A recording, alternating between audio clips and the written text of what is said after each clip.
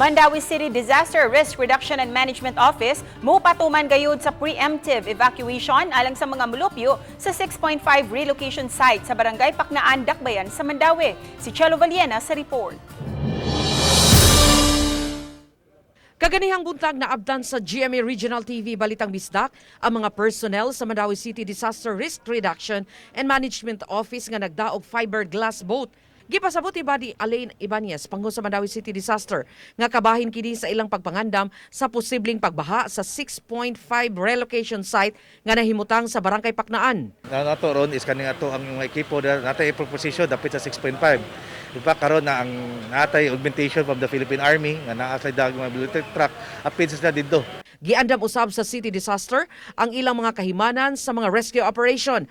May mga nurse o mga kagamitan nga ilang maggamit kung may i-extract nga gikinahanglan. Gipasabot ni Felix Suico Jr., Chief of Operations sa City Disaster, nga ilang gitutukan karon ang Barangay Paknaan nga sagad makasinati og pagbaha. Nabala ka siya nga posibleng masinati na usab ang grabing pagbaha subay sa kakusog sa bulog sa uwan nga posibleng masinati karong gabii.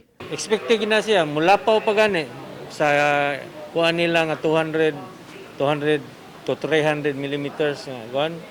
Mulapaw pa gina sa tao. Gihatod sa City Disaster ang fiberglass boat uban sa mga sakop sa Philippine Coast Guard ug sa Philippine Army. Muabag sila sa kapulisan o sa Bureau of Fire Protection sa preemptive evacuation nga ipahigayon karong gabii. Apan way plano si Virginia Martel o sa samulupyo nga muuban sa rescue team. Alang kaniya mas luwas siya nga magpabilin sa iyang panimay. Mobakwit namin sa among taas. Kay kumuingon nga katong bagyong Yolanda, katong bagyong katong kinalasan diri karon nga baha nasud man sad gihapon to diri dito lang mi sa among taas. Uban ni Philip Patricio o Rod Prado, Chelo Valiena, Balitang Bisdak.